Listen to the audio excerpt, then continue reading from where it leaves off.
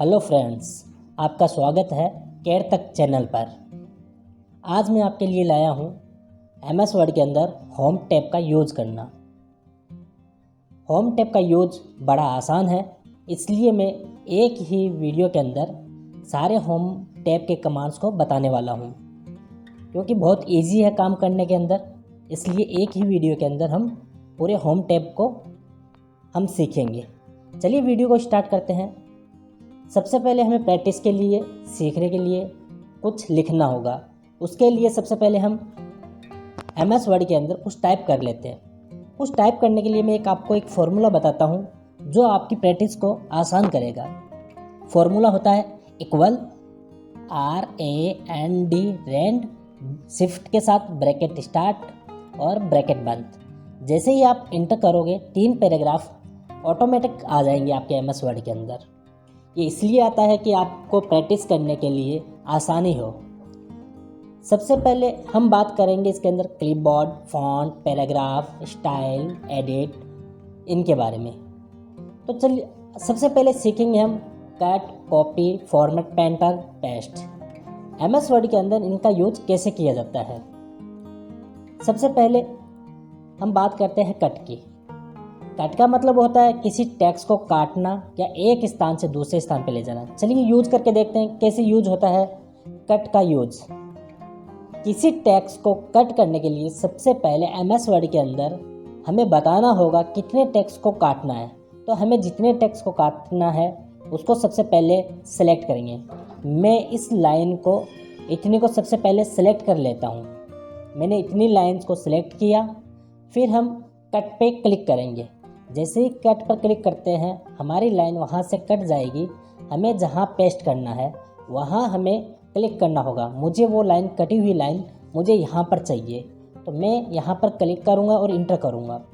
Cut की हुई और कॉपी की हुई चीज़ को वापस लाने के लिए पेस्ट का यूज किया जाता है। तो मैं यहाँ पेस्ट कर देता हूँ। कट किया हुआ पैराग्राफ लाइन्स अपने यहाँ पर आ गई है। अब बात करेंगे कॉपी की।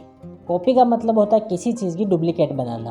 तो सबसे पहले इसी लाइन की मुझे इस पैराग्राफ एक और पैराग्राफ चाहिए, तो मैं सबसे पहले सेलेक्ट करूँगा इस चीज़ को, फिर कॉपी पर क्लिक करूँगा।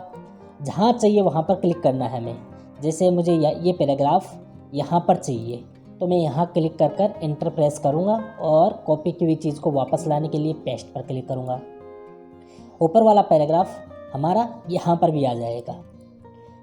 अगर हम इनकी शॉर्टकट की भी यूज करना चाहे तो कर सकते हैं। जैसे कट की होती है, जैसे कर्सर को हम कट पर लेकर जाएंगे तो ये शो करेगा Ctrl+X।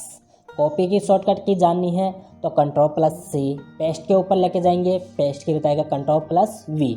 फॉर्मेट पेंटर की Ctrl+Shift+C। फॉर्मेट पेंटर का यूज हम थोड़ा बाद में करेंगे, क्योंकि सबसे पहले हम इन फॉन्ट के बारे में सीखेंगे, इसके बाद फॉर्मेट पेंटर का यूज करना सीखेंगे। तो अब बात करेंगे हम फ़ॉन्ट की। फ़ॉन्ट के अंदर मतलब होता है किसी भी टेक्स्ट या वर्ड्स की डिज़ाइन या फ़ॉन्ट को चेंज करना। जैसे हम चेंज करके देखते हैं, मान लीजिए हमें इतने पैराग्राफ का फ़ॉन्ट चेंज करना है, तो हम सबसे पहले सेलेक्ट करेंगे, फिर फ़ॉन्ट साइज़ में जाएंगे। फ़ॉन्ट साइज़ में जाने के बाद जो डिज़ाइन हमें फ़ॉन्ट पसंद आता है उसको सेलेक्ट करेंगे। देखिए मैं जहाँ जहाँ कर्सर लेके जा रहा हूँ हमें फ़ॉन्ट का स्टाइल चेंज हो रहा है। जैसे मान लीजिए मुझे ये फ़ॉन्ट डिज़ाइन रखनी है, तो इस पर क्लिक कर देंगे तो हमारा ये फ़ॉन्ट इस टेक्स्ट पर अप्लाई हो जाएगा। फिर बात करते हैं फ़ॉन्ट साइज़ की। आप फ़ॉन्ट साइज़ को बड़ा या छोटा भी कर सकते हो। जैसे इस पैराग्राफ के फ़ॉन्ट को बड़ा करना है तो सबसे पहले सेलेक्ट किया, फिर फ़ॉन्ट साइज़ में जाएंगे, कितनी साइज़ चाहिए इसमें से हम सेलेक्ट करेंगे। जैसे मान लीजिए 22 चाहिए। देखिए जितने 24 पे लेकर आया, 26 पे लेकर आया, तो साइज़ ऑटोमेटिक बढ़ती जा रही है। तो मुझे 22 रखनी है, तो मैं 22 पर क्लिक कर दूंगा, तो हमारे टेक्स्ट बड़े हो जाएंगे, 22 साइज़ में कन्वर्ट हो जाएंगे। और इसके बाद में इसके पास एक ऑप्शन होता है ग्रो फॉन्ट का। इसके अंदर भी साइज़ को बड़ी कर सकते हैं। जैसे ये वाला पैराग्राफ है, इसको बड़ा करना है ग्रो से, तो क्या करेंगे, ग्रो पर क्लिक करेंगे, ग्रो फॉन्ट पर, तो साइज़ ऑटोमेटिक बड़े होते जाएंगे।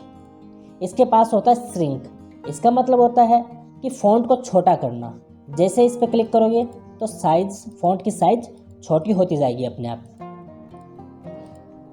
और इनकी भी शॉर्टकट की देखनी है तो हम इनके ऊपर लेकर जाएंगे कर्सर और ये दिखा दिया Ctrl+, और इस पे दिखाएगा control plus small greater than. फिर बात करते हैं हम बोल्ड की। बोल्ड का मतलब होता है हमारे किसी भी टेक्स्ट को बोल्ड करना या गहरा करना या मोटा करना। जैसे मान लीजिए मैं इन पैराग्राफ को थोड़ा सा हल्का सा मोटा दिखाना चाहता हूँ तो बी मतलब बोल्ड। बोल्ड की शॉर्टकट की होती है कंट्रोल प्लस बी। जैसे ही मैं इस पर क्लिक करूँगा तो हमारे टेक्स्ट थोड़े से हल्के से गहरे हो जाएंगे, मोटे हो जाएंगे।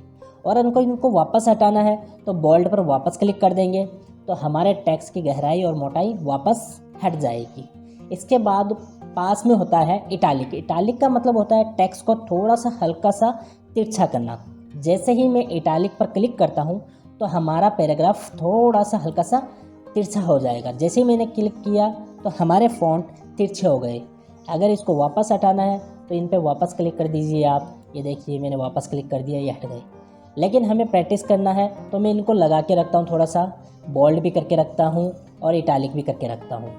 फिर बात करते हैं अंडरलाइन की। अंडरलाइन का मतलब होता है किसी भी पैराग्राफ या टेक्स्ट या लाइन के नीचे लाइन बनाना चाहते हैं या लाइन रखना चाहते हैं तो हम अंडरलाइन का यूज़ करेंगे। जैसे ही अंडरलाइन पर क्लिक करेंगे हमारे पूरे पैराग्राफ के नीचे अंडरलाइन आ जाएगी। इसको भी वापस हटाना है तो इस पर अंडरलाइन पर वापस क्लिक करेंगे। जैसे ही क्लिक करेंगे वापस हट जाएगा, लेकिन हमें रखना है तो रख के रखेंगे। अब बात करते हैं स्टैक थ्रू की। स्टैक थ्रू का मतलब होता है टेक्स्ट या पैराग्राफ के बीच में लाइन लाने के लिए। जैसे पहले अंडरलाइन का काम था टेक्स्ट के नीचे लाइन लाना, स्टैक थ्रू का काम होगा टेक्स्ट के बीच में लाइन को लाना। जैसे देखिए मैं स्टैक थ्रू पे क्लिक करता हूँ तो हमारे पैराग्राफ के बीच में भी लाइन आ गई है। फिर अब बात करेंगे सबस्क्रिप्ट की। सबस्क्रिप्ट के अंदर होता है किसी भी टेक्स्ट को नीचे की साइड लगाना हो। जैसे कि मैंने लिखा 10th और थोड़ा सा मैं साइज़ को बड़ा कर लेता हूँ ताकि दिखने में आसानी हो। मैंने थोड़ा सा बड़ा किया। अब TH को हम सेलेक्ट करते हैं। सबस्क्रिप्ट के अंदर होता है कि किसी भी टेक्स्ट को नीचे की तरफ लगाना। मैं सबस्क्रिप्ट पर क्लिक करता हूँ तो हमारे टेक्स्ट नीचे आ जाएंगे और मैं अगर कंटिन्यू इसको लिखता जाऊँगा ऐसे ही तो ये नीचे की ही साइड लिखा जाएगा। हम चाहते हैं कि हमारे टेक्स्ट पहले की जैसे ही लिखना स्टार्ट हो बड़ी साइज़ के अंदर। तो हम क्या करेंगे, वापस सबस्क्रिप्ट पर क्लिक कर देंगे। क्लिक करते ही ये हट जाएगा। इसको हटाने के बाद हम लिखना स्टार्ट करेंगे तो हमारे वर्ड्स सही लिखना स्टार्ट कर देंगे। अब बात करेंगे सुपर सबस्क्रिप्ट की। सुपर सबस्क्रिप्ट के अंदर होता है या किसी टेक्स्ट को ऊपर की तरफ लिखना। जैसे मान लीजिए मैंने 10th वापस लिखा और अब की बार 10th को ऊपर लिखना है, या फिर मैं लिखता हूँ फर्स्ट लिखा, फर्स्ट को ऊपर लेके जाना है तो सेलेक्ट करेंगे और सुपर सबस्क्रिप्ट पर क्लिक कर देंगे। देखिए हमारा फर्स्ट है ऊपर चला गया, ST ऊपर चला गया। अगर इसमें भी हम यहीं से लिखना स्टार्ट कर देंगे तो सारे के सारे टेक्स्ट ऊपर ही लिखे जाएंगे और स्मॉल और छोटे लिखे जाएंगे। वापस इनको सही करने के लिए, बड़ा करने के लिए सुपर सबस्क्रिप्ट पर वापस क्लिक करेंगे ताकि ये हट जाए। इनको हटाने के बाद ही काम करना है। ये देखिए मैंने हटा के फिर वापस काम कर रहे हैं तो उसी साइज़ में लिखना स्टार्ट कर रहा है। चेंज केस की। चेंज केस के अंदर क्या होता है, जैसे मैं इसको ओपन करता हूँ, आपको थोड़ा सा मैं बता देता हूँ। लोअर केस लिखा हुआ है, लिखने से पता चल रहा है कि सारे के सारे टेक्स्ट स्मॉल के अंदर लिखे हुए हैं। कैपिटलाइज लिखा हुआ है, कैपिटलाइज के अंदर सारे टेक्स्ट कैपिटल लिखे हुए हैं। फिर इसके नीचे है कैपिटलाइज ईच वर्ड, इसके अंदर फर्स्ट अक्षर कैपिटल है, बाकी सारे टेक्स्ट स्मॉल है। और नीचे वाले टोंगल केस में पता चल रहा है फर्स्ट अक्षर स्मॉल है, बाकी सारे कैपिटल है। तो इससे ये पता चलता है कि हमारा पैसेज या पैराग्राफ या कोई टेक्स्ट जिसके अंदर हम चेंज करना चाहते हैं, लोअर केस, अपर केस या फिर कैपिटलाइज ईच वर्ड या टोंगल केस, जिसमें कन्वर्ट करेंगे उसका फर्स्ट अक्षर उसके अकॉर्डिंग या फिर अपर केस करेंगे, सारे के सारे टेक्स्ट कैपिटल हो जाएंगे।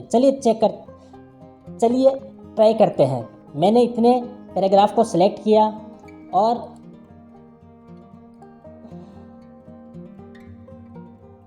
और चेंज केस में आता हूँ और मैंने क्लिक किया। मुझे सारे पैराग्राफ को कैपिटल करना है, सारे वर्ड को कैपिटल में रखना है, तो मैं कैपिटल केस पे क्लिक करूँगा, सारे के सारे वर्ड कैपिटल हो जाएंगे।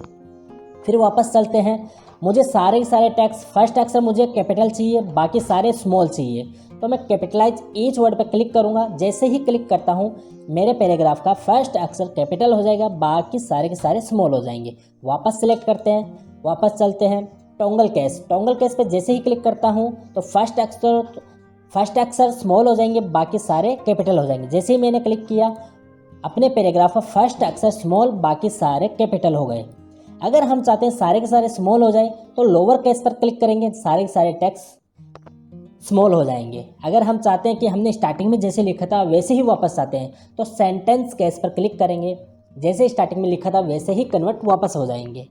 अब बात करते हैं हम टेक्स्ट इफेक्ट की। टेक्स्ट इफेक्ट में क्या होता है, इनके डिज़ाइंस, टेक्स्ट को डिज़ाइन कर सकते हैं या फिर पैराग्राफ को डिज़ाइन कर सकते हैं। जैसे मान लीजिए हमें इतने पैराग्राफ को हमें डिज़ाइन करना है, तो पैराग्राफ को सिलेक्ट किया, टेक्स्ट इफेक्ट में आए, जो भी डिज़ाइन हमें चाहिए, जैसी हमें लगानी है इफ़ेक्ट्स, तो उस पर क्लिक कर देंगे। जैसे मैंने इस पर क्लिक किया और वैसे कन्वर्ट हो गया। तो साइज़ थोड़ी सी बड़ी कर लेता हूँ मैं और वापस चलते हैं इसके अंदर। इसके अंदर होता है आउटलाइन। आउटलाइन का मतलब होता है टेक्स्ट के बाहर की लाइन का कलर अगर चेंज करना है तो इस पर आउटलाइन पे आएंगे, बाहर का लाइन का कलर्स है वो चेंज हो जाएगा। देखिए मैं जैसे क्लिक कर रहा हूँ हल्के हल्के ऑरेंज या फिर येलो नज़र आने लगे। आपको चाहिए कि रेड कलर लगाना है बाहर लाइन पर, तो रेड कलर पर क्लिक कर दीजिए, आउटलाइन का कलर चेंज हो जाएगा। थोड़ा सी साइज बड़ी करके दिखाता हूँ। वापस एक बार फिर ट्राई करते हैं, येलो कलर डाल के देखते हैं साफ नज़र आने के लिए। ये देखिए हल्की हल्की। चलिए इसकी विड्थ बढ़ा लेते हैं आउटलाइन की, टेक्स्टों की, ताकि दिखने में आसानी हो। ये देखिए मैंने ये वाली आउटलाइन को चेंज कर दिया। अब हमें आसानी के साथ दिख रहा है कि आउटलाइन का कलर भी चेंज हो चुका है। वापस चलते हैं शैडो के अंदर। शैडो के अंदर होता है पीछे की परछाई, टेक्स्टों के पीछे परछाई लगाने के लिए। जैसे मैंने इस पर क्लिक किया, टेक्स्ट के पीछे भी परछाई आ गई है। जैसे थोड़ा सा छोटा करता हूँ मैं इस चीज़ को, दिखने में आसानी हो। ये देखिए पीछे हल्की हल्की परछाई नज़र आ रही है। वापस सेलेक्ट करते हैं, वापस चलते हैं रिफ्लेक्स के अंदर। रिफ्लेक्स का मतलब होता है आगे की परछाई दिखाना। जैसे मैंने इस पर क्लिक किया, आगे की परछाई भी नज़र आने लगी। इसलिए टेक्स्ट इफेक्ट के अंदर हम किसी भी टेक्स्ट पैराग्राफ की एडिटिंग कर सकते हैं। अब बात करेंगे हम टेक्स्ट हाईलाइट कलर की। टेक्स्ट हाईलाइट कलर के अंदर होता है किसी भी पैराग्राफ्स या टेक्स्ट के पीछे का या बैकग्राउंड का कलर चेंज करना हो। जैसे इस पैराग्राफ का हमें बैकग्राउंड कलर चेंज करना है तो सिलेक्ट करेंगे पहले, फिर हम कलर्स के अंदर जाएंगे, जो भी कलर चाहिए टेक्स्ट पर अप्लाई कर देंगे। जैसे येलो वाला या फिर ग्रीन अप्लाई करते हैं। देखिए टेक्स्ट के पीछे का बैकग्राउंड ग्रीन हो चुका है और हमें साथ टेक्स्ट का कलर भी चेंज करना है तो सिलेक्ट करेंगे।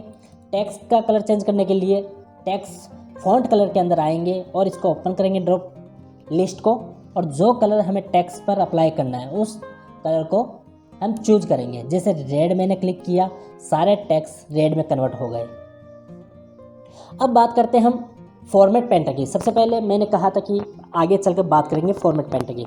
जैसे मान लीजिए हमें ये डिज़ाइन कर रखी है, यू कांट, इसके ऊपर क्या करेंगे, यही डिज़ाइन हमें और बाकी टेक्स्ट पर अप्लाई करना है। हमें पता नहीं है हमने कौन सा टेक्स्ट, कलर्स या फ़ॉन्ट का इस्तेमाल किया है इनके ऊपर। तो यही फॉर्मेट पेंटर का काम होता है, किसी भी टेक्स्ट की फॉर्मेटिंग को उठाना। जैसे मैंने इस वाले टेक्स्ट को सेलेक्ट किया और फॉर्मेट पेंटर पर क्लिक किया। जैसे ही फॉर्मेट पेंटर पर क्लिक करता हूँ इसके साथ एक ब्रश आ जाएगा आइकन के साथ में, और जिस पे अप्लाई करना है उस लाइन को हम करेंगे सेलेक्ट।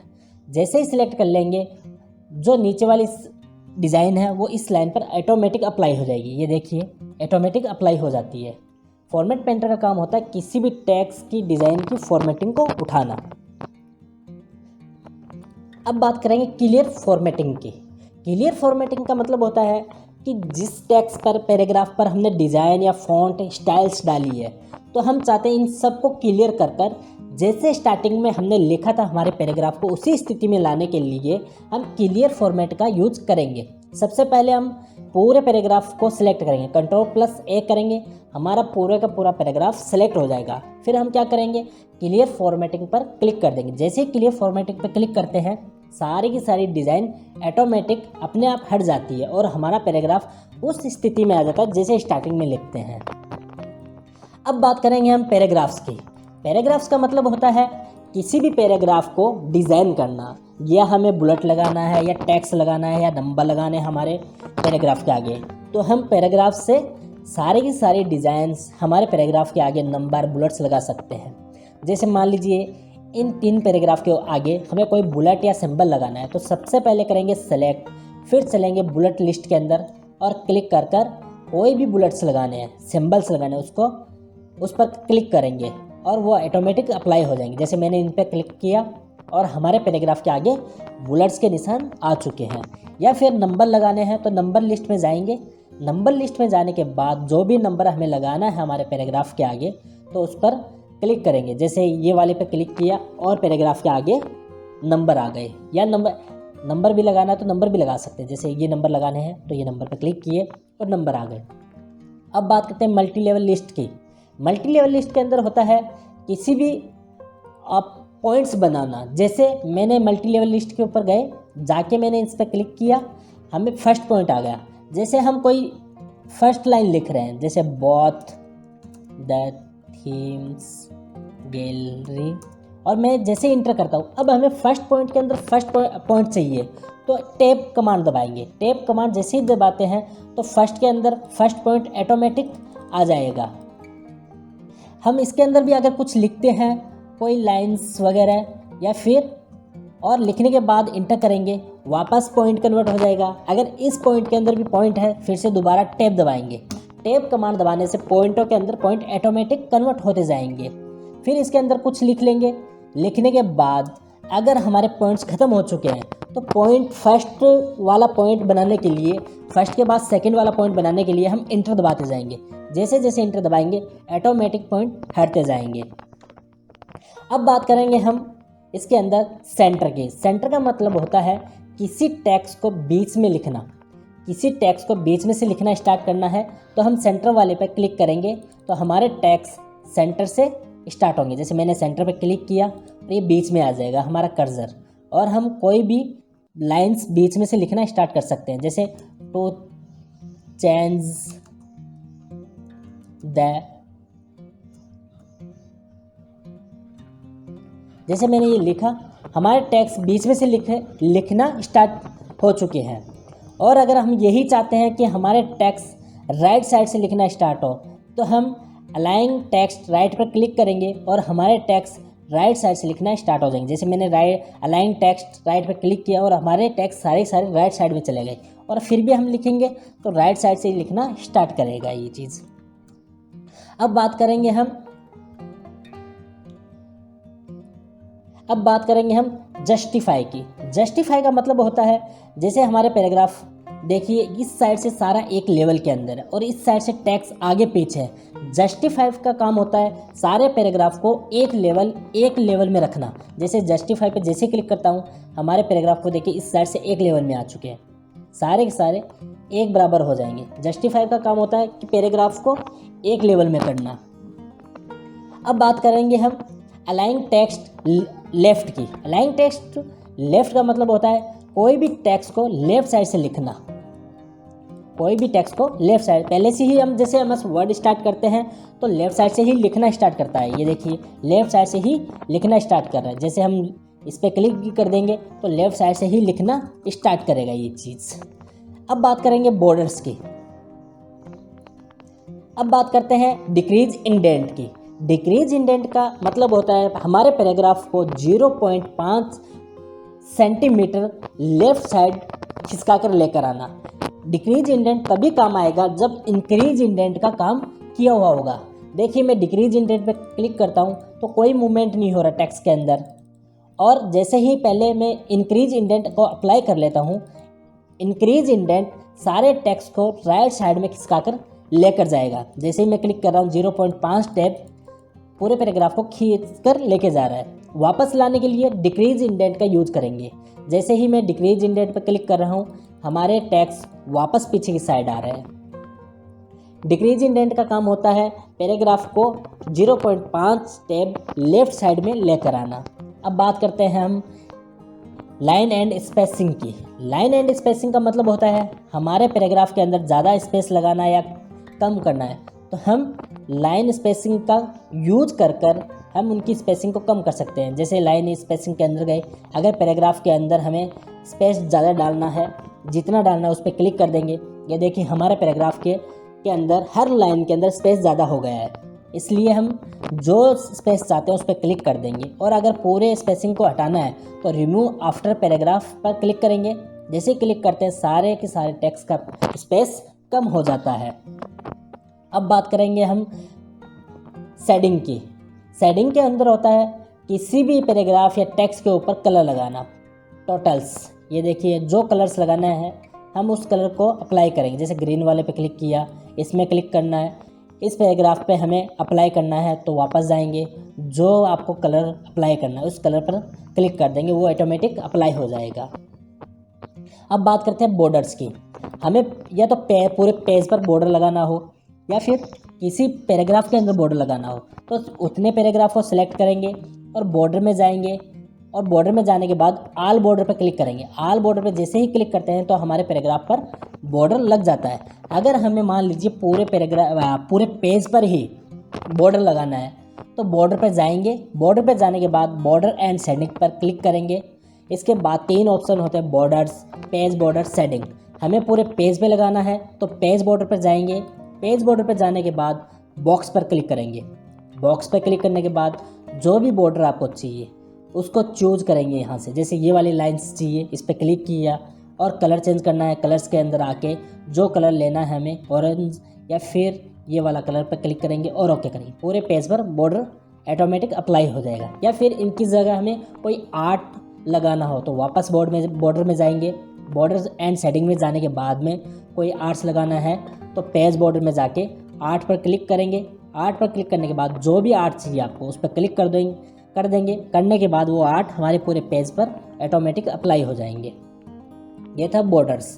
अब बात करते हैं हम A to Z की। A to Z का मतलब होता है किसी भी टेक्स्ट को सीरियल वाइज से लिखना।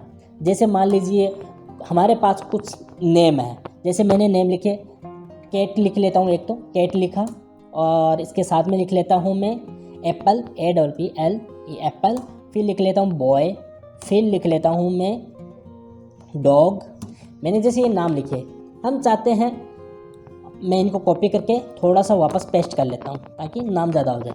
हम चाहते हैं कि हमारे टेक्स्ट या हमारे नाम इस तरीके से आए सीरियल वाइज, जैसे ABCDEFGHIJ इस तरीके से। तो हमारे पहले C से आ रहा है, फिर A आ रहा है, फिर B आ रहा है, फिर D आ रहा है। तो इसको क्या करेंगे, सबसे पहले सेलेक्ट करेंगे। सेलेक्ट करने के बाद A to Z पर क्लिक कर देंगे। A to Z पर जैसे ही क्लिक करते हैं और ओके करने पर हमारे टेक्स्ट सीरियल बाई आ जाएंगे। जैसे A से नाम स्टार्ट हो रहा है, A वाले सबसे ऊपर आ गए, फिर B से, फिर B वाले आ गए, फिर C से C वाले आ गए, फिर D से D वाले आ गए। तो A to Z का काम होता है हमारे नाम को सीरियल बाई से रखना। फिर बात करते हैं show and hide. Show and hide का मतलब होता है स्पेस, जहाँ जहाँ स्पेस लगता है वहाँ तो पॉइंट लगेगा, जहाँ इंटर लगता है सिंबल का निशान लगेगा। जैसे मैंने इस पर क्लिक किया शो एंड हाइड पर, तो हमारे ऑटोमेटिक पैराग्राफ के ऊपर ये चीज़ आ जाती है, अप्लाई हो जाती है। जैसे मैं इसको पहले क्लियर कर देता हूँ, थोड़ा सा बड़ा करता हूँ ताकि दिखने में आसानी हो। जहाँ जहाँ स्पेस लगा हुआ हो हम वहाँ पॉइंट ऑटोमेटिक शो करने लगे। जहाँ जहाँ इंटर लगा है ये हाइड एंड शो वाला निशान सिंबल शो करने लगा। अगर इसको हटाना है वापस क्लिक कर दीजिए, हट भी जाएंगे, और वापस लगाना है वापस क्लिक कर दीजिए। तो इस तरीके से शो एंड हाइड का यूज कर सकते हैं स्पेस देखने के लिए और इंटर देखने के लिए। अब बात करेंगे हम स्टाइल्स की। स्टाइल्स का मतलब होता है जो फ़ॉन्ट के अंदर था वही चीज़ स्टाइल्स के अंदर है। किसी पैराग्राफ की स्टाइल्स या फ़ॉन्ट या bold, italic, underline, strike through लगाना हो तो स्टाइल्स में जाकर हम लगा सकते हैं। जैसे मैंने ये पैराग्राफ सेलेक्ट किया, इसके ड्रॉप लिस्ट को ओपन किया, जो स्टाइल चाहिए, हेडिंग चाहिए आपको, टाइटल चाहिए, जो भी चाहिए आप उस पर क्लिक कर दोगे, ऑटोमेटिक वो हेडिंग्स हमारे पैराग्राफ पर अप्लाई हो जाएंगे। जैसे मैंने इस वाले पर क्लिक किया तो ऑटोमेटिक अंडरलाइंस और बोल्ड और फॉन्ट का कलर्स वगैरह ऑटोमेटिक चेंज हो गया, इसलिए हम चेंज हो गया। अब बात करते हैं इसकी चेंज स्टाइल्स की। चेंज स्टाइल्स के अंदर होता है इसके कलर्स वगैरह। जैसे मैंने ओपन किया स्टाइल सेट, कैसी स्टाइल्स रखनी है हमारे पैराग्राफ की, जैसी रखनी है उस पर क्लिक कर देंगे। जैसे जैसे मैं इन पर क्लिक कर्सर लेके जा रहा हूँ ऑटोमेटिक हमारे फॉन्ट्स चेंज हो रहे हैं। ये देखिए, हम मुझे ये वाले चाहिए, मैंने इस पर क्लिक कर दिया और ऑटोमेटिक चेंज हो गए। फिर चलते हैं चेंज स्टाइल्स के अंदर। चेंज स्टाइल्स के अंदर कलर्स चेंज करना, जो कलर्स चाहिए वो ऑटोमेटिक चेंज होते जाएंगे। जैसे ये वाला कलर चाहिए तो मैंने रेड वाले पे क्लिक कर दिया, रेड ऑटोमेटिक चेंज हो गया। अब हम बात करते हैं फाइंड की। फाइंड के अंदर होता है किसी भी टेक्स्ट को ढूंढना या फिर किसी मीनिंग को ढूंढना। जैसे मैंने एक वर्ड लिखा कैड तक, मैंने कैट तक लिख दिया और मैं इसकी कॉपी कर लेता हूँ ताकि हम किसी मीनिंग को ढूंढें तो आसानी से मिल सके, ताकि पता लगे कि हम किस चीज़ को ढूंढ रहे हैं। तो मैं इसको थोड़ा सा सिलेक्ट करके क्लियर फॉर्मेटिंग करता हूँ, थोड़ी साइज़ बड़ी कर लेता हूँ। अब चलते हैं फाइंड के ऊपर। जैसे ही मैं फाइंड पे क्लिक करूँगा एक डायलॉग बॉक्स ओपन हो जाएगा। इसके अंदर जो मीनिंग ढूंढनी है हमें उस मीनिंग को लिखेंगे। जैसे मैंने लिख दिया कैट तक। जैसे ही मैंने कैट तक लिखा तो जहाँ जहाँ कैट तक लिखे हुए हैं उसको येलो कलर्स के अंदर हाईलाइट कर देगा ऑटोमेटिक्स। देखिए येलो कलर्स के अंदर कैट तक को दर्शाने लगा। अब चलते हैं इसकी ड्रॉप लिस्ट के अंदर। इसके अंदर होता है एडवांस फाइंड। एडवांस फाइंड के अंदर होता है किसी मीनिंग को ढूंढना। इसके अंदर होता है हम हाईलाइट कर सकते हैं। जैसे कैट तक मैंने लिखा इसके अंदर और रीडिंग हाईलाइट के ऊपर गए और हाईलाइट आल कर दिए तो सारे के सारे टेक्स्ट को येलो के अंदर कन्वर्ट कर देगा ये। अगर अनहाइड करना है तो इस पर वापस जाएंगे, क्लियर हाईलाइट कर देंगे। क्लियर हाईलाइट करने के बाद वापस कलर हट जाएंगे। वापस चलते हैं फाइंड के अंदर। फाइंड के अंदर गो टू का मतलब होता है किसी पेज के ऊपर जाना। जैसे मान लीजिए पेज है हमारे पास में, जैसे मान लीजिए मैं पेज ऐड कर लेता हूँ। इंसर्ट में गए, मैंने ये 4 पेज ऐड कर लिए और इन पेज को नंबर दे देते हैं। जैसे मैंने इस पेज पर नंबर दे दिया 1 और इस पे दे दिया 2, इस पे दे दिया 2 और इस पे दे दिया मैंने 3 और इस पे दे दिया मैंने 4। जैसे हमें करना क्या है, जैसे हम फर्स्ट वाले पेज के ऊपर हैं तो हम क्या किए, फाइंड के अंदर गए, गो टू पे क्लिक किया। जो नंबर हमें जाना है तो वो यहाँ लिख देंगे। जैसे मैंने 4 लिखा, 4 लिखा और गो टू कर देंगे। हमारा कर्सर सीधे 4 नंबर वाले पेज पर आ जाएगा। जैसे हमें 2 नंबर वाले पेज पर जाना है तो यहाँ पर 2 दबाया मैंने और गो टू कर देंगे, 2 वाले पेज पर आ जाएंगे। गो टू का मतलब होता है किसी पेज पर जाना। अब बात करते हैं रिप्लेस की। रिप्लेस का मतलब होता है किसी मीनिंग को चेंज करना। जैसे कैट तक है उसकी जगह हमें दूसरी मीनिंग लिखनी है। जैसे कैट तक की जगह मुझे यूट्यूब लिखना है तो जो मीनिंग चेंज करनी है जिससे उसको सबसे पहले ऊपर लिखेंगे। जैसे मुझे कैट तक की जगह यूट्यूब चाहिए तो कैट तक को तो ऊपर लिखेंगे और जिसको चाहिए वो नीचे लिखेंगे। जैसे मुझे यूट्यूब चाहिए, मैंने लिख दिया यूट्यूब और रिप्लेस आल और ओके। जैसे रिप्लेस आल किया कैट तक की जगह क्या आ गया, यूट्यूब। चलिए फाइंड करके देखते हैं कैट तक को मिलते हैं क्या। मैंने अपने यहाँ कैट तक लिखा हुआ है तो कैट तक शब्द नहीं मिल रहा है, वर्ड्स नहीं मिल रहा, तो यहाँ यूट्यूब करते हैं। क्या आ गया कैट तक की जगह पे, यूट्यूब। और जैसे यूट्यूब लिखा उसको हाईलाइट करके दिखा देगा। रिप्लेस का मतलब होता है किसी टेक्स्ट या मीनिंग को चेंज करना। अब बात करते हैं सिलेक्ट की। सिलेक्ट आप कर्सर से भी कर सकते हो। जैसे सिलेक्ट आल, इस पर क्लिक करोगे सारा पैराग्राफ, टोटल पैराग्राफ सिलेक्ट हो जाएंगे ऑटोमेटिक्स। और कंट्रोल ए से भी हम पूरे पैराग्राफ को सिलेक्ट कर सकते हैं। चलिए वीडियो को स्टार्ट करते हैं। आज बात करते हैं कवर पेज की। कवर पेज का मतलब होता है कि हम किसी भी बुक्स का कवर पेज बना सकते हैं। कवर पेज के अंदर ऑलरेडी पहले से ही कवर पेज बने हुए होते हैं। हम नया भी कवर पेज क्रिएट कर सकते हैं। जैसे कि इसमें पहले से पैम्पलेट वगैरह कोई कवर पेज बने हुए हैं। जैसे मैं एक पेज को ऐड कर लेता हूँ। जैसे मैंने इस पर क्लिक किया, ये हमारे MS वर्ड के में आ जाएगा। अब हम अपनी बुक्स वगैरह लिख रहे हैं या फिर बुक्स बना रहे हैं, उसका डॉक्यूमेंट टाइटल भी दे सकते हैं। टाइप द डॉक्यूमेंट टाइटल्स, यहाँ टाइटल लिख सकते हैं। विंडोज़ यूज़र का नाम दे सकते हैं। यहाँ पर कंपनी की कुछ प्रोफाइल बना रहे हैं उनके पूरी डिटेल्स फिलअप कर सकते हैं। Type the company names, type the company address, type the phone number, type the fax number, pick the date. और हम इसमें अपना नया भी पेज बना सकते हैं। इस पेज को हम रिमूव करना चाहते हैं तो वापस पेज कवर में जाएंगे। जाने के बाद रिमूव करंट कवर पेज पर क्लिक करेंगे। जैसे ही इस पर क्लिक करेंगे हमारा पेज हट जाएगा। अब बात करते हैं ब्लैंक पेज की। ब्लैंक पेज का मतलब होता है कि हमारे डॉक्यूमेंट्स के अंदर एक और पेज ऐड करना हो तो ब्लैंक पेज से हम एक पेज और ले सकते हैं। जैसे अभी एक सिंगल पेज है, यहाँ पर पेज 1 of 1 दिखा रहा है। जैसे हम ब्लैंक पेज पर क्लिक करेंगे तो हमारे डॉक्यूमेंट में एक पेज और ऐड हो जाएगा। मैंने क्लिक किया, क्लिक करते ही एक पेज और ऐड हो गया। नीचे शो भी करेगा पेज 2 of 2। जैसे 2 पेज हो गए हमारे, 1 और 2। बात करते हैं पेज ब्रेक की। पेज ब्रेक का मतलब होता है पेज को तोड़ना या फाड़ना। हम पेज को अगर तोड़ना चाहते हैं या फाड़ना चाहते हैं तो हम पेज ब्रेक का यूज़ करेंगे। जैसे मैं कुछ टाइप कर लेता हूँ पहले। जैसे मैंने ये लिख लिया।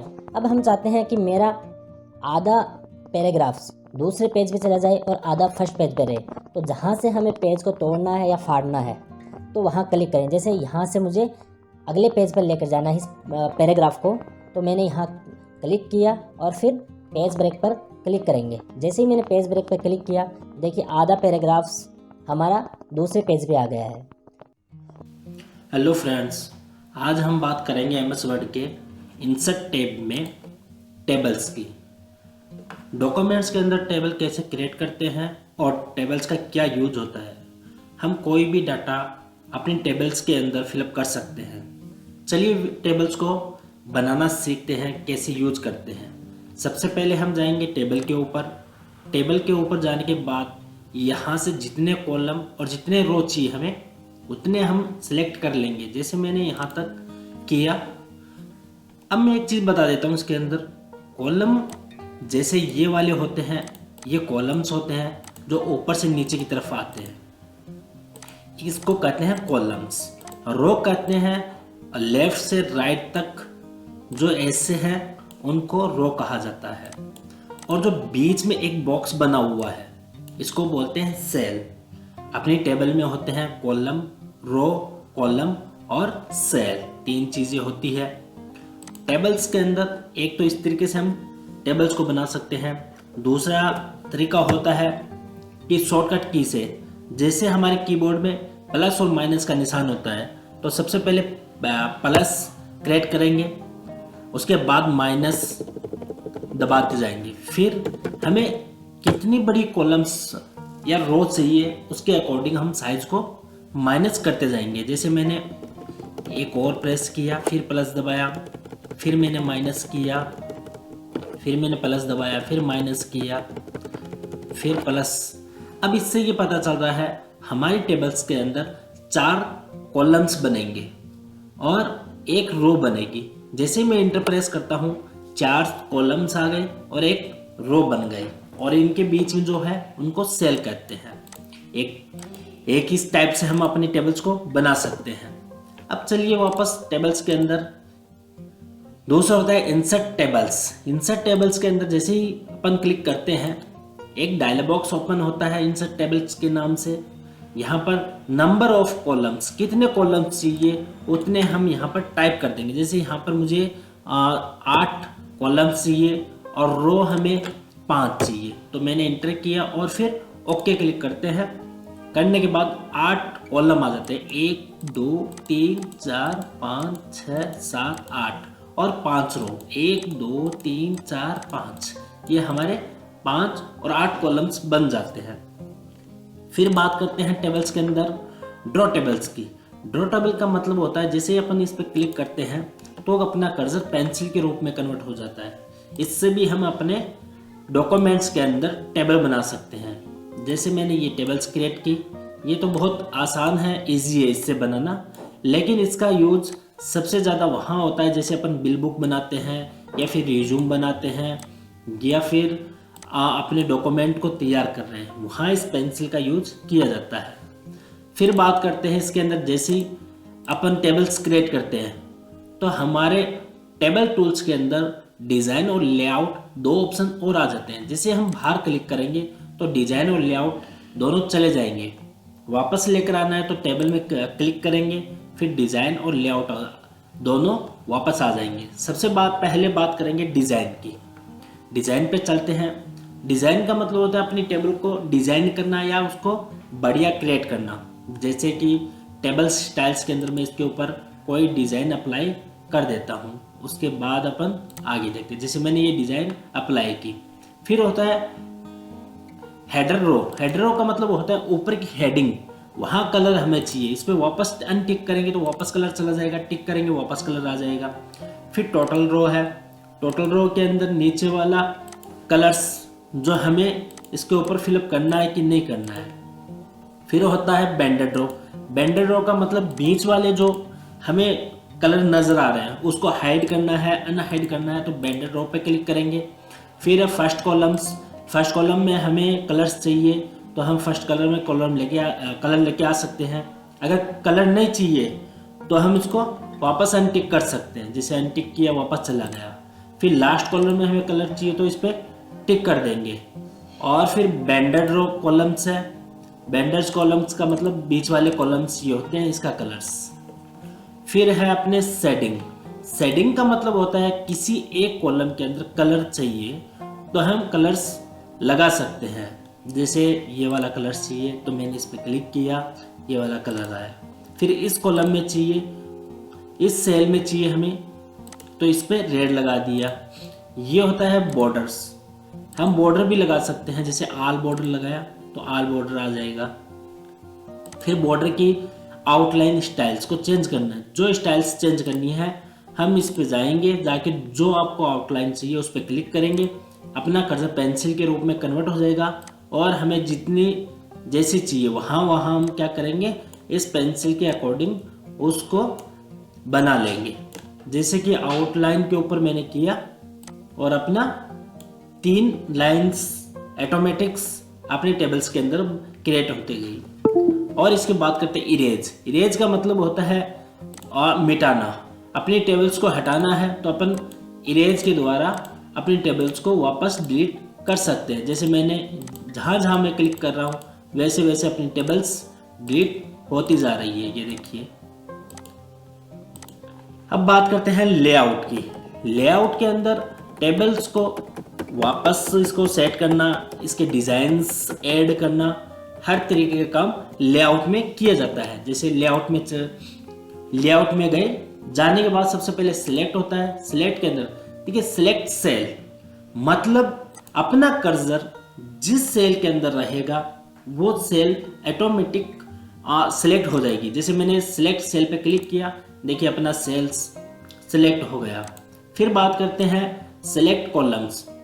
जिस कॉलम्स के अंदर अपना कर्सर रहेगा वो कॉलम्स टोटल ऑटोमेटिक सिलेक्ट हो जाएगी। मैंने इस कॉलम के ऊपर क्लिक किया और फिर सेलेक्ट कॉलम के ऊपर क्लिक करते हैं तो सारी की सारी कॉलम्स सेलेक्ट हो जाती है ऑटोमेटिक। फिर बात करते हैं सिलेक्ट रो की। सिलेक्ट रो के अंदर अपना कर्सर जिस रो के अंदर रहता है वो रो ऑटोमेटिक सिलेक्ट हो जाएगी। जैसे सिलेक्ट रो पे क्लिक किया मैंने और सारी की सारी रो ऑटोमेटिक सिलेक्ट हो गई। फिर बात करते हैं सिलेक्ट टेबल। सिलेक्ट टेबल का मतलब होता है कि टोटल्स टेबल को सिलेक्ट करना। जैसे मैंने क्लिक किया और टोटल्स रो टेबल्स ऑटोमेटिक सिलेक्ट हो गई है। फिर बात करते हैं व्यू ग्रिड लाइन की। व्यू ग्रिड लाइन का मतलब होता है कि अगर अपने टेबल्स के ऊपर डिजाइन है, अगर डिजाइन में चलते अपन अपने टेबल के ऊपर कोई डिजाइन अप्लाई करते हैं। जैसे मैंने ये डिजाइन अप्लाई की, अब हमें पता नहीं चल रहा है कि अपनी टेबल्स के अंदर रो की जो लाइनें हैं बीच के अंदर वो कहाँ से कहाँ तक है। तो इसके लिए लेआउट के अंदर व्यू ग्रिड लाइन होता है। जैसे व्यू ग्रिड लाइन पर क्लिक करते हैं तो इनके बीच में ये dash dash lines automatic apply हो जाती है। इससे पता चलता है अपना एक सेल यहाँ से लेकर यहाँ तक है, तो इससे हम पता कर सकते हैं अपनी टेबल्स कहाँ से कहाँ तक है। फिर बात करेंगे डिलीट की। डिलीट का मतलब होता है कि अपनी टेबल्स को डिलीट करना। जैसे डिलीट सेल, कोई एक सेल आपको डिलीट करनी है। जैसे मैं इसमें कुछ अप्लाई कर लेता हूँ, पहले कुछ लिख लेता हूँ, ABCDEFGHIJK।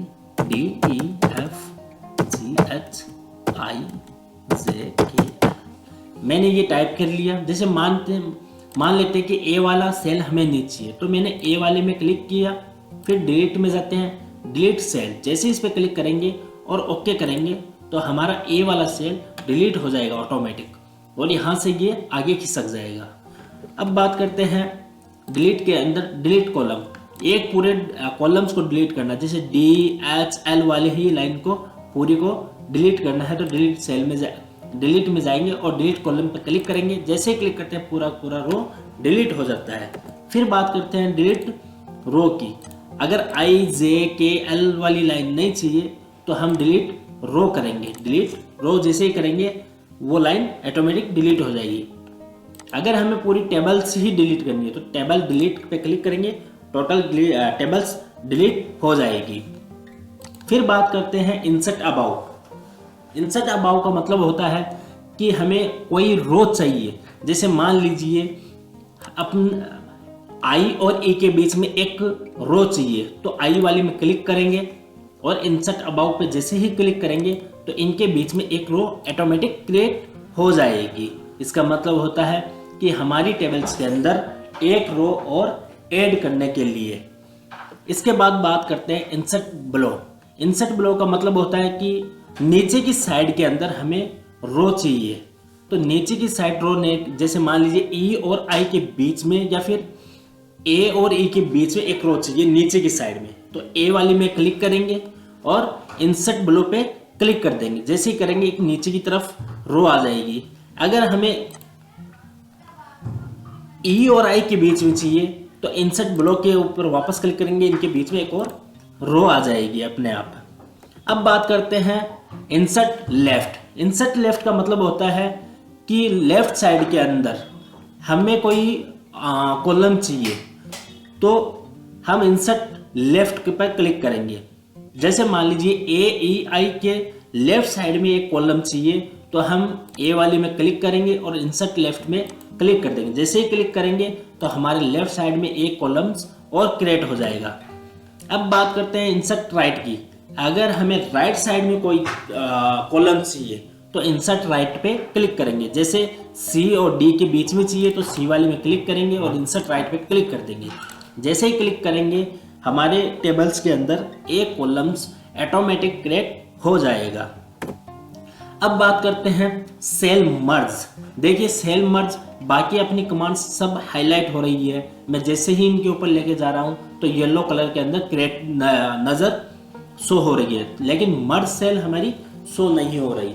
ये इसलिए नहीं हो रही है कि सेल मर्ज का मतलब होता है रो और कॉलम को डिलीट कर कर एक सेल बनाना। सबसे पहले सिलेक्ट करना।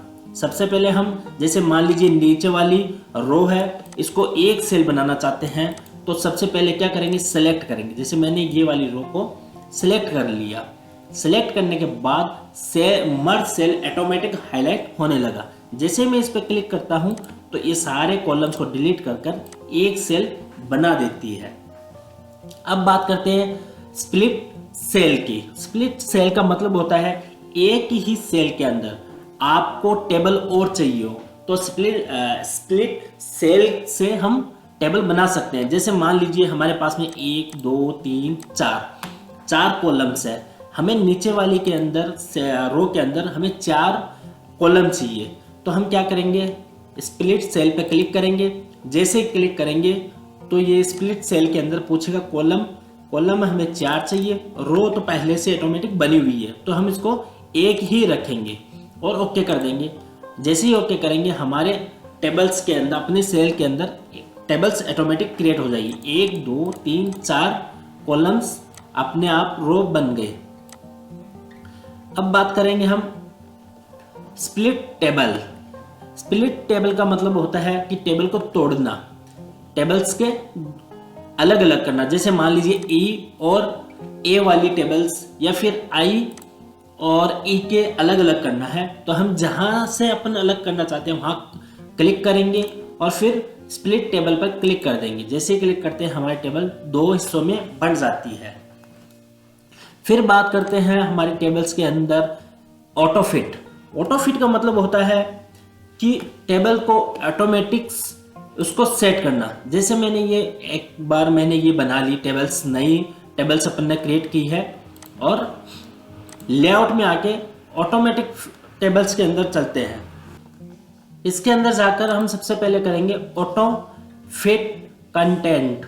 इसके अंदर होगा कि अगर अपने टेबल्स के अंदर कुछ टाइप्स किया हुआ हो उसके अकॉर्डिंग उसको फिट करना। जैसे अपन इसके अंदर कुछ लिख लेते हैं, जैसे मैंने ABCD लिखा, अगले वाली में मैंने लिखा AB, फिर अगले वाली में लिखा A, इसमें लिख दिया ABC, इस वाली में ABCDEF और इसमें AB लिख देते हैं, सिर्फ इसमें AC लिख देते हैं, फिर इसमें भी कुछ लिख देते हैं और इसमें भी कुछ, इसमें भी 2 शब्द फिर इसमें लिख देते हैं, फिर इसमें, जैसे कि मैंने इसमें टाइप कर लिया।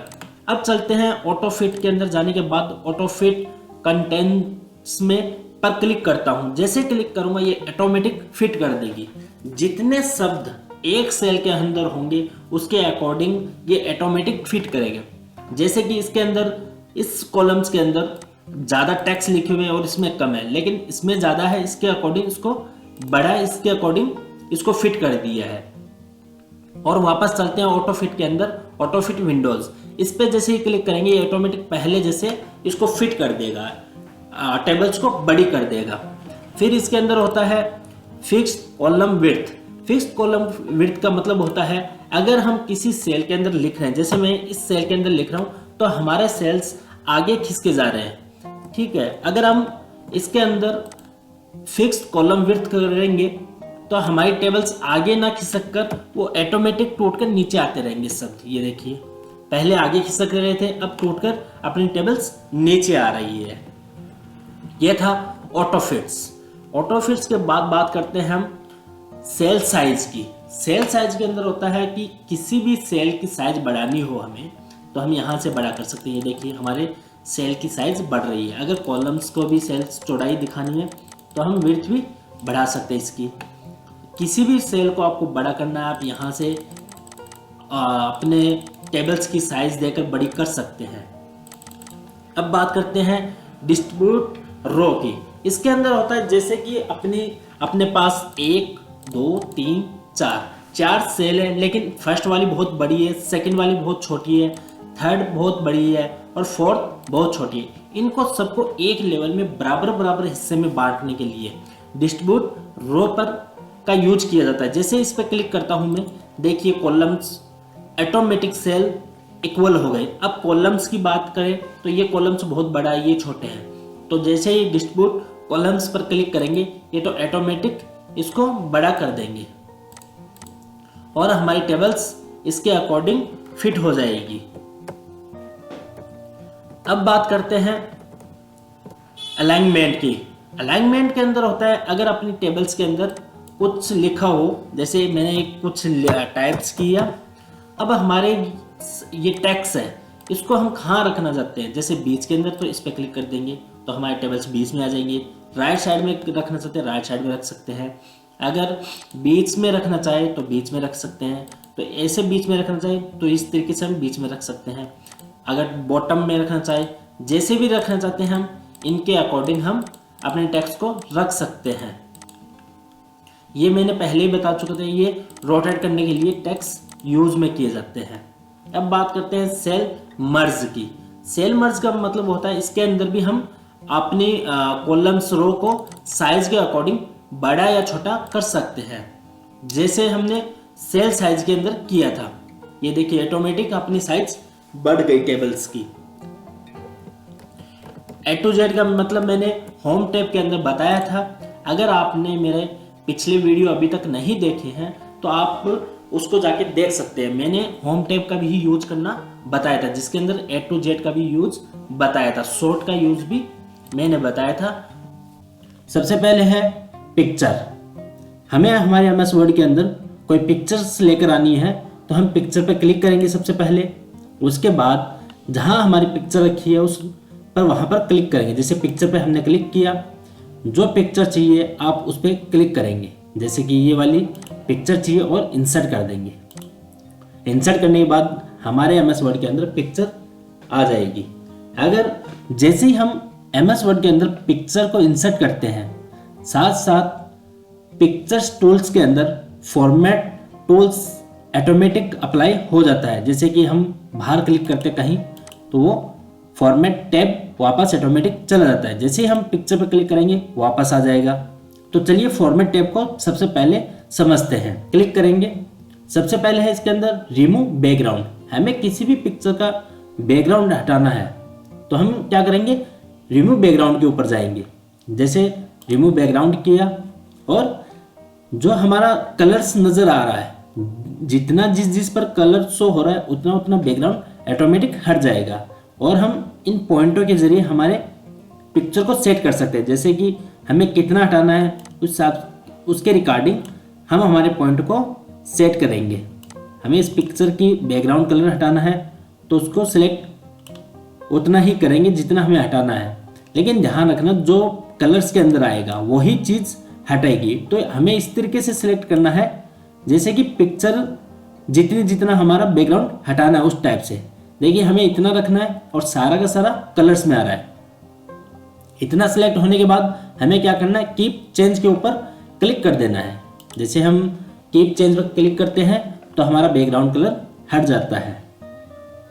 इसके बाद बात करते हैं करेक्शन की। जैसे ही करेक्शन पे चलते हैं, इसके अंदर कोई इफेक्ट डालना है या फिर कलर वलर चेंज करना है, वो यहाँ से अपन चेंज कर सकते हैं। जो चाहिए लाइट वगैरह जो भी चाहिए उस पर क्लिक करेंगे और वो करेक्शन ऑटोमेटिक अप्लाई हो जाएगा। जैसे कि मैंने इस पर क्लिक किया और ये करेक्शन चेंज हो गया। फिर बात करते हैं कलर। पिक्चर का कलर चेंज करना हो तो यहाँ से कर सकते हैं। जो कलर चाहिए उस पर क्लिक कीजिए और वो ऑटोमेटिक चेंज हो जाएगा। फिर बात करते हैं आर्टिफिशियल की। इसके अंदर आर्टिफिकल्स है, जो आर्टिफिकल्स चाहिए वो हम अप्लाई कर सकते हैं। जैसे कि मैंने ये वाला आर्टिफिकल्स अप्लाई किया तो चेंज हो गई हमारी पिक्चर्स। फिर बात करते हैं पिक्चर्स स्टाइल्स की। पिक्चर स्टाइल्स के अंदर इनकी फ्रेम्स होते हैं पिक्चर के। जो फ्रेम हमें अप्लाई करना है उस फ्रेम पर अपन क्लिक करेंगे और उस शेप के अंदर पिक्चर हमारी ऑटोमेटिक कन्वर्ट हो जाएगी। जैसे कि मैंने इस वाले शेप पे अप्लाई करता हूँ तो हमारी पिक्चर इस शेप में कन्वर्ट हो जाती है। फिर बात करते हैं पिक्चर बॉर्डर्स की। हमें पिक्चर के बॉर्डर का कलर चेंज करना है तो यहाँ से कर सकते हैं। जो कलर चाहिए उस पर क्लिक कर देंगे और ऑटोमेटिक पिक्चर का कलर बॉर्डर चेंज हो जाएगा। फिर पिक्चर इफेक्ट्स है। इसके अंदर जो इफेक्ट्स लगाना चाहते हैं हम 3D में कन्वर्ट करने के लिए, जिसमें भी करना चाहते हैं यहाँ से अपन कर सकते हैं। जैसे कि मुझे इस स्टाइल में रखना है, इस व्यू में रखना है तो मैं इस पर अप्लाई करूँगा तो हमारी पिक्चर इस व्यू में ऑटोमेटिक कन्वर्ट हो जाएगी। फिर वापस चलते हैं शैडो के अंदर चलते हैं। शैडो का मतलब होता है पीछे की परछाई। हमें पिक्चर के पीछे की परछाई दिखानी है तो हम शैडो के अंदर आकर पिक्चर की पीछे की परछाई दिखा सकते हैं। देखिए नीचे ये हमें इसकी शो हो रही है परछाई हमें पिक्चर्स की। फिर वापस चलते हैं रिफ्लेक्शन। रिफ्लेक्शन के अंदर होता है पिक्चर की आगे की परछाई। आगे अगर परछाई दिखानी है तो रिफ्लेक्शन में जाकर किसी एक पर क्लिक करेंगे तो हमें पिक्चर के आगे की भी परछाई शो होने लग जाएगी, जैसे इसमें शो हो रहा है। दोबारा पिक्चर इफेक्ट्स में चलते हैं। ग्लो। ग्लो के अंदर होता है पीछे का बैकग्राउंड का कलर चेंज करना। जो भी कलर चाहिए उस कलर पे अप्लाई करेंगे वो ऑटोमेटिक चेंज हो जाएगा। ये देखिए हमारे पिक्चर का कलर भी चेंज हो गया है। इसमें सॉफ्ट एडिटिंग पॉइंट चाहिए। जो पॉइंट चाहिए सॉफ्ट बनाने के लिए इमेज को, तो हम किसी भी एक पॉइंट पर क्लिक कर देंगे वो ऑटोमेटिक अप्लाई हो जाएगा। फिर वापस चलते हैं बीवेल के ऊपर होता है इसकी फ्रेम की किस टाइप में हमें रखना है, इसको जिसमें रखना है उस पर अप्लाई करेंगे और ऑटोमेटिक वो फ्रेम अप्लाई हो जाएगा। जैसे मान लीजिए थोड़ा सा उठा हुआ देखना है, उभरा हुआ देखना है, या फिर जैसा लगाना है उस पर अप्लाई करें। जैसे इस पर अप्लाई करते हैं तो ऑटोमेटिक उस फ्रेम में कन्वर्ट हो जाता है। फिर होता है 3D। हमें इमेज को 3D में कन्वर्ट करना है तो हम 3D में भी कन्वर्ट कर सकते हैं। जैसे इस व्यू में रखना है तो इस पर अप्लाई किया और हमारी पिक्चर अप्लाई हो गई है। फिर बात करते हैं पोजीशन की। पोजीशन का मतलब होता है पिक्चर को कहाँ रखना है। पेज के लेफ्ट साइड में रखना है, पिक्चर को टॉप पे रखना है तो पोजीशन में जाके जहाँ रखना है उस पर अप्लाई करेंगे। जैसे पिक्चर को पेज के बीचों बीच रखना है तो इस पर बीच वाले पॉइंट पे क्लिक करेंगे, या फिर नीचे बॉटम पे क्लिक करना है रखना है तो बॉटम वाले पे क्लिक करेंगे। जैसे कि बॉटम के हमें पेज के राइट साइड में चाहिए तो यहाँ बीच पर क्लिक करेंगे और पेज के बीच में राइट साइड पिक्चर ऑटोमेटिक आ जाएगी। Rape text. अब देखिए रेप टेक्स्ट का मतलब क्या होता है कि हमारी पिक्चर्स, पहले मैं टेक्स्ट लिख लेता हूँ कुछ।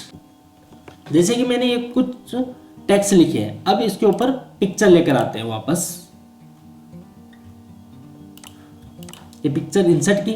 अब देखिए हम पिक्चर को मूव करवा रहे हैं लेकिन पिक्चर हमारी मूव नहीं हो रही है क्योंकि टेक्स्ट का हमारी पिक्चर्स टेक्स्ट के ऊपर नहीं आ रही है। इसको मूव करने के लिए रेप टेक्स्ट यूज में लिया जाता है। जैसे रेप टेक्स्ट पे चलेंगे, इन फॉन्ट ऑफ टेक्स्ट कर देंगे तो हमारी पिक्चर्स मूव होने लग जाएगी। जैसे कि पहले पिक्चर को थोड़ी छोटी कर लेंगे, देखिए आसानी के साथ हमारी पिक्चर मूव होने लगी है। लेकिन हमने क्या किया है, रेप टेक्स्ट पे जाकर इन फॉन्ट ऑफ टेक्स्ट मतलब पिक्चर को टेक्स्ट के ऊपर लेकर आए। अगर हम चाहते हैं कि हमारी पिक्चर्स टेक्स्ट से पीछे चली जाए तो हमें क्या करना है, रैप टेक्स्ट पे जाना है, बिहाइंड टेक्स्ट कर देना है। जैसे ही बिहाइंड टेक्स्ट करेंगे हमारी पिक्चर टेक्स्ट के पीछे चली जाएगी। वापस ऊपर लेकर आना है, रैप टेक्स्ट पे जाएंगे और इन फॉन्ट ऑफ टेक्स्ट पे क्लिक करेंगे, वापस ऊपर आ जाएगी और मूव भी करने लग जाएगी। जहां हम पिक्चर को रखना चाहते हैं वहां रख सकते हैं। अब बात करते हैं रैप टेक्स्ट के अंदर स्क्वायर की। अगर हमें टेक्स्ट के बीच में स्क्वायर में चाहिए, जैसे ये ऑटोमेटिक गैप बना लिए हैं टेक्स्ट के ऊपर, तो इसे स्क्वायर बना लेगा टेक्स्ट के अंदर। और फिर टाइट पास पास में चाहिए पिक्चर के तो टाइट कर देंगे। थर्ड चाहिए और टॉप एंड बॉटम चाहिए, मतलब टॉप पर चाहिए तो टॉप एंड बॉटम कर देंगे। जहां चाहिए हम जैसे रख सकते हैं। अब बात करेंगे अलाइन की। अलाइन के अंदर जैसे कि अलाइन लेफ्ट, हमें पिक्चर अलाइन लेफ्ट में चाहिए तो ये अलाइन लेफ्ट पे क्लिक करेंगे, हमारी पिक्चर लेफ्ट में चली जाएगी। वापस चलते हैं अलाइन सेंटर, हमारी पिक्चर हमें सेंटर में चाहिए तो अलाइन सेंटर पे क्लिक करेंगे तो हमारी पिक्चर सेंटर में आ जाएगी। फिर हम अलाइन राइट में, अगर हमारे पिक्चर्स राइट में चाहिए तो अलाइन राइट पे क्लिक करेंगे तो हमारी पिक्चर राइट में आ जाएगी। अगर हमें अलाइन टॉप, मतलब पहले सबसे पहले अलाइन मीडियम करते हैं, जैसे पिक्चर पेज के बीचों बीच चाहिए तो अलाइन मीडियम करेंगे तो हमारी पिक्चर्स पेज के बीचों बीच आ जाएगी। अगर हमें अलाइन टॉप, मतलब टॉप में चाहिए पिक्चर्स, अलाइन टॉप करेंगे हमारी पिक्चर्स वापस टॉप में आ जाएगी। और अगर हमें बॉटम में चाहिए, नीचे चाहिए तो अलाइन बॉटम करेंगे तो हमारी पिक्चर्स पेज के नीचे नीचे चली जाएगी। डिस्ट्रीब्यूट हॉरिजॉन्टल्स, इसके ऊपर भी वही चीज़ है, जैसे कि बीच में लाने के लिए। और डिस्ट्रीब्यूट वर्टिकल्स, जैसे वर्टिकल में चाहिए तो बीच में आ जाएगी। ये थी हमारी अलाइंस। फिर बात करते हैं रोटेट। अगर हमें पिक्चर को रोटेट करना है तो हम पिक्चर को रोटेट भी कर सकते हैं, जैसे कि हमें रोटेट राइट 19 डिग्रीज, ये देखिए हमारी पिक्चर ऑटोमेटिक रोटेट हो गई। या फिर रोटेट लेफ्ट में चाहिए तो लेफ्ट में कन्वर्ट हो गई। फ्लिप वर्टिकल में चाहिए तो फ्लिप वर्टिकल में हो गई। फ्लिप हॉरिजॉन्टल में चाहिए तो हॉरिजॉन्टल में हो गई। जहां चाहिए उस पर क्लिक कर देंगे वो ऑटोमेटिक रोटेट हो जाएगी। फिर बात करते हैं क्रॉप की, मतलब कि हमें पिक्चर थोड़ी काटनी हो तो हम क्रॉप पे क्लिक करेंगे तो ये पॉइंट्स शो होने लगेंगे।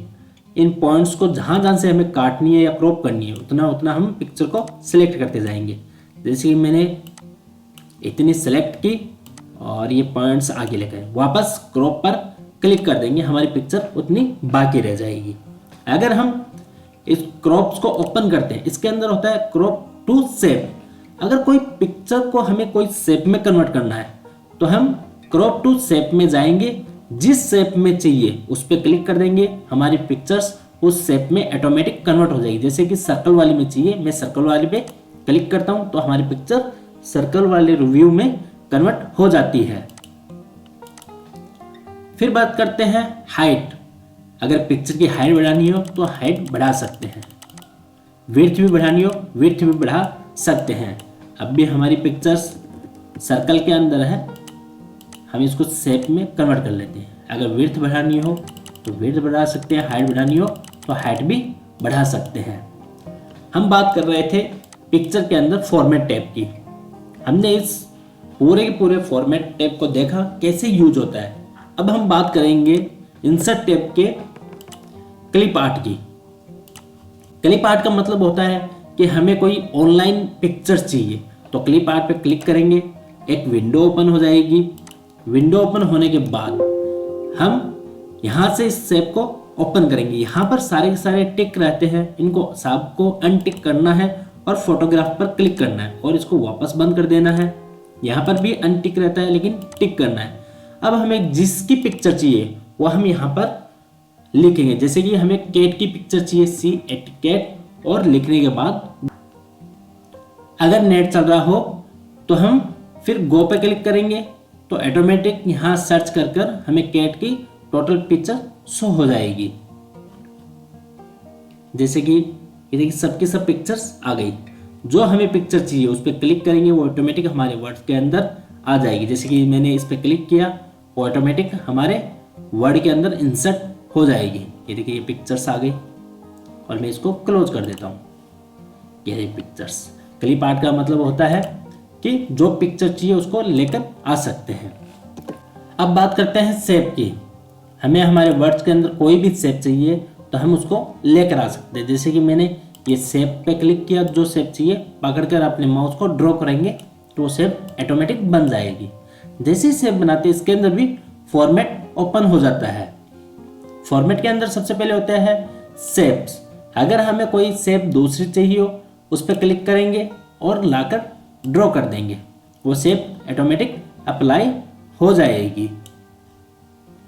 फिर है इसके अंदर एडिटिंग शेप। अगर हमें कोई शेप की एडिटिंग करनी है या फिर पॉइंट को आगे पीछे करना है तो एडिटिंग शेप के अंदर आकर एडिटिंग पॉइंट पर क्लिक करेंगे। जैसे ही एडिटिंग पॉइंट पर क्लिक करेंगे 4 एडिटिंग पॉइंट शो हो जाएंगे, 1 2 3 4 ब्लैक कलर में। अब हमें शेप को जिस व्यू में रखना है हम इन पॉइंट को आगे पीछे खिसका कर सकते हैं।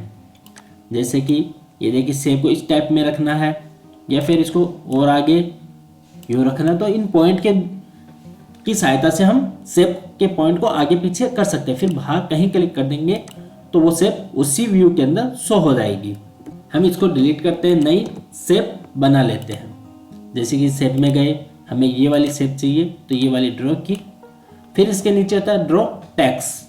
अगर हमें शेप के ऊपर कुछ लिखना हो तो हम क्या करेंगे, लिखने के लिए ड्रॉ टेक्स्ट बॉक्स पर क्लिक करेंगे और ड्रॉ टेक्स्ट बॉक्स पर क्लिक करने के बाद इस शेप में ले आएंगे, इस शेप पर ड्रॉ करेंगे। जो भी हमें लिखना है तो हम लिख सकते हैं, जैसे कि इक्वल रेंड ब्रैकेट स्टार्ट और 1 ब्रैकेट बंद और इंटर। जैसे कि हमने इस शेप पर रख लिया और हम चाहते हैं ड्रॉप बॉक्स, जो ड्रॉप बॉक्स है उसका बैकग्राउंड कलर को हटाना है, तो उसके बैकग्राउंड को हटाने के लिए हम शेप फिल पर जाएंगे और नो फिल कर देंगे और शेप आउटलाइन में जाकर नो आउटलाइन कर देंगे, तो वो सारे के सारा ड्रॉप बॉक्स चला जाएगा और हमारे टेक्स्ट यहाँ शेप पर रह जाएंगे। जैसे कि बात करते हैं इसके नीचे शेप स्टाइल्स की। अगर हमने जो टेक्स्ट बॉक्स लिया है उसकी डिज़ाइन अगर चेंज करनी हो या फिर कोई शेप में कन्वर्ट करना हो तो यहाँ से कर सकते हैं। जैसे भी रखना चाहते हैं हम उस पर अप्लाई करेंगे। जैसे कि ऐसे रखना है तो हमारा बैकग्राउंड टेक्स्ट बॉक्स का भी आ जाएगा और कलर भी चेंज हो जाएगा। और अगर हमें नहीं रखना है तो शेप फिल पे जाकर अगर कलर वगैरह भी चेंज करने तो यहाँ से कर सकते हैं शेप की, और नहीं रखना है तो नो फिल कर सकते हैं। नो फिल करने से हमारे टेक्स्ट बॉक्स का बैकग्राउंड कलर हट जाएगा। नो फिल करने से अगर हमें इसी शेप के अंदर अगर कोई पिक्चर चाहिए तो पिक्चर पे जाएंगे, पिक्चर पे जाने के बाद जो पिक्चर चाहिए उस पर क्लिक करेंगे और इंसर्ट कर देंगे, वो पिक्चर ऑटोमेटिक अप्लाई हो जाएगी। और हमें तो नो फिल करना है तो नो फिल कर देंगे, और आउटलाइन भी नहीं चाहिए तो गए आउटलाइन पर नो आउटलाइन कर देंगे तो आउटलाइन भी चली जाएगी।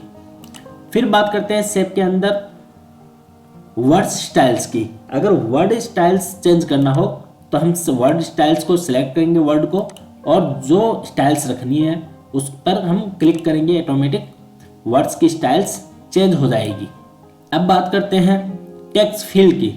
अगर टेक्स्ट फील्ड के अंदर हमें रखना है कुछ कलर वगैरह चेंज करना है तो हम यहाँ से कलर वगैरह भी चेंज कर सकते हैं इस तरीके से। अगर टेक्स्ट आउटलाइन को भी हमें चेंज करना हो तो हम टेक्स्ट की आउटलाइन की कलर को भी चेंज कर सकते हैं। बात करते हैं टेक्स्ट इफेक्ट की। टेक्स्ट इफेक्ट के अंदर शैडो के अंदर जो भी टेक्स्ट के पीछे के हमें परछाई दिखानी है तो हम परछाई दिखा सकते हैं। जैसे मैंने इस पर क्लिक किया और क्लिक करने के बाद हमारा टेक्स्ट की परछाई शो होने लगी। अब दोबारा सिलेक्ट करते हैं, सिलेक्ट करने के बाद दोबारा चलते हैं रिफ्लेक्शन, आगे की परछाई दिखानी है तो आगे की भी परछाई दिखा सकते हैं कुछ इस तरीके से। डायरेक्शन, जैसे कि टेक्स्ट डायरेक्शन जहाँ जैसे भी रखना है, रोटेट करना है तो रोटेट भी कर सकते हैं। जैसे कि रोटेट ऑल टेक्स्ट 19 डिग्रीज, सबके सब टेक्स्ट रोटेट हो चुके हैं। अगर हमें वापस सही करना है हॉरिजेंटल पर क्लिक करेंगे तो हमारे टेक्स्ट वापस हॉरिजेंटल हो जाएंगे। फिर बात करते हैं अलाइन टेक्स्ट की। हमें मीडियम में चाहिए तो मीडियम पे क्लिक कर देंगे, ऑटोमेटिक हमारे टेक्स्ट मीडियम चले जाएंगे। बॉटम में नीचे चाहिए तो बॉटम पे चले जाएंगे। जैसे अब बात करते हैं स्मार्ट आर्ट की। चलिए स्मार्ट आर्ट पे जैसे क्लिक करेंगे हमारे सामने बहुत सारे स्मार्ट आर्ट ओपन हो जाएंगे। जैसे भी हमें स्मार्ट आर्ट चाहिए उस पर क्लिक करेंगे और वो हमारे डॉक्यूमेंट में इंसर्ट हो जाएंगे। जैसे ही इंसर्ट होते हैं तो शेप आर्ट्स टूल्स में डिजाइन और फॉर्मेट 2 टैब और ओपन हो जाते हैं। पहले बात करते हैं डिजाइन के अंदर ऐड शेप की। अगर हमें और ऐड शेप करने हैं तो जिस शेप में ऐड करना वहां क्लिक करेंगे और ऐड शेप में जाकर ऐड शेप आफ्टर, ये देखिए इसके नीचे एक शेप और ऊपर एक शेप और ऐड हो जाता है। अब चलते ऐड शेप बिफोर, इसके बाद में चाहिए तो नीचे की साइड एक और आ जाएगा। हम ऐड शेप अबाउट पे क्लिक करते हैं तो एक इसके पास में आ जाएगा इसके राइट साइड के अंदर, और फिर हमें ब्लॉक चाहिए तो ऐड ब्लॉक पे क्लिक करेंगे तो एक और बन जाएगा। फिर बात करते हैं टेक्स्ट पैनल। हमें टेक्स्ट पैनल लिखने के लिए जैसे टेक्स्ट पैनल पर क्लिक करेंगे एक विंडो ओपन होगी, इनके अंदर अपन टेक्स्ट लिख सकते हैं। जैसे कि BAY बॉय लिखा, अगले टेक्स्ट पॉइंट्स पे क्लिक करते हैं, इसमें GIRL गर्ल्स लिख दिया। इस तरीके से हम अपने शेप के अंदर कुछ भी टाइप कर सकते हैं। सी एटिकेट, और इसको यहाँ से क्लोज कर देंगे। अब बात करते हैं प्रमोट की। जैसे कि कैट वाले में अपना कर्सर है, प्रमोट करेंगे तो वहां से हमारा शेप हटकर यहाँ आ जाएगा। अगर डिमोट करेंगे वापस अपने स्थान पर वापस चला जाएगा। हमें राइट टू लेफ्ट करना है तो राइट में जो हमारे शेप्स है वो लेफ्ट में आ जाएंगे, लेफ्ट में वो राइट में आ जाएंगे। जैसे ही हमने राइट टू लेफ्ट किया तो कैट वाला लेफ्ट में आ गया और बॉय वाला राइट में चला गया। अगर वैसे ही हमें वापस चाहिए तो वापस क्लिक कर देंगे, वापस उसी स्थिति में आ जाएगा। कैट वाले में क्लिक डाउन मूव करते हैं तो नीचे आएगा, अगर मूव अप करेंगे वापस ऊपर आ जाएगा। हम यहाँ से कोई भी डिजाइन अप्लाई कर सकते हैं अपने शेप के लिए, 3D में कन्वर्ट करने के लिए, फिर आज शेप की डिजाइन चेंज करने के लिए। जैसे भी रखना चाहते हैं हम उस पर क्लिक करेंगे और ऑटोमेटिक वो शेप अप्लाई हो जाएंगे। उसके बाद चेंज कलर्स, अगर कलर्स चेंज करना है तो हम यहाँ से कलर चेंज भी कर सकते हैं। जो कलर चाहिए उस पर क्लिक कीजिए और ऑटोमेटिक कलर चेंज हो जाएंगे शेप के। फिर बात करते हैं स्मार्ट आर्ट स्टाइल्स के ऊपर, इन विंडो के अंदर 3D के अंदर कन्वर्ट करने के लिए। जैसे आपको 3D में कन्वर्ट करना है उस डिज़ाइन पर क्लिक कर दीजिए और ऑटोमेटिक अप्लाई हो जाएंगे। अब बात करते हैं रीसेट ग्राफिक। इसके ऊपर जैसे ही क्लिक करेंगे, हमने स्टार्टिंग में जैसे लिखा था हमारे शेप्स उसी अवस्था में कन्वर्ट हो जाएंगे। अब बात करते हैं फॉर्मेट की। फॉर्मेट के अंदर किसी शेप्स को डिज़ाइन करना है या फिर कन्वर्ट करना है, फॉर्मेट पे आके चेंज शेप करेंगे तो इसके अंदर जैसे ही आप जो शेप रखना चाहते हैं उस शेप पे क्लिक करेंगे तो हमारा शेप उस टाइप में कन्वर्ट हो जाएगा। जैसे इस टाइप में हमें रखना है तो मैंने जैसे क्लिक किया हमारा शेप उसी टाइप में कन्वर्ट हो गया। ये देखिए, थोड़ा सा बड़ा कर देता हूँ ताकि क्लियर साफ नजर आए। वापस चलते हैं लेजर पर। लेजर का मतलब होता है शेप को बड़ा करना और स्मॉल का मतलब होता है हमारे शेप को छोटा करना। और हमें अगर शेप की स्टाइल चेंज करनी है तो जो स्टाइल रखनी है उस पर क्लिक करेंगे और वो ऑटोमेटिक चेंज हो जाएगा। जैसे इसकी डिज़ाइन चेंज करना है, जो डिज़ाइन चेंज करना है उस पर क्लिक कर दीजिए, वो ऑटोमेटिक अप्लाई हो जाएगा। ये देखिए इस तरीके से। अब बात करते हैं शेप फील की। शेप फील के अंदर कलर वगैरह चेंज करना हो तो हम शेप फील के अंदर कलर चेंज कर सकते हैं। और अगर हमें शेप के अंदर पिक्चर चाहिए हो या फिर टेक्स्ट फील के अंदर कोई पिक्चर चाहिए हो तो पिक्चर पे जाएंगे, जाने के बाद जो पिक्चर चाहिए उस पर क्लिक करेंगे और इंसर्ट कर देंगे, वो हमारे शेप के अंदर पिक्चर आ जाएगी। अब बात करते हैं शेप आउटलाइन की। आउटलाइन का कलर चेंज करना हो तो कर सकते हैं। विड्थ मोटाई दिखानी आउटलाइन की तो यहाँ से दिखा सकते हैं। थोड़ा सा बड़ा कर लेते हैं इसको, और आउटलाइन की कलर चेंज करना चाहते हैं तो कर सकते हैं यहाँ से। अब बात करते हैं टैग वर्ड आर्ट स्टाइल्स। अगर हमारे टैग्स को स्टाइल्स दिखाना, जैसे कि बॉयज़ है, इसको कुछ डिज़ाइन देना हो तो यहाँ से दे सकते हैं। जो भी अभी मैंने बताया था पहले भी इसी वीडियो के अंदर, तो वहाँ से हम देख सकते हैं।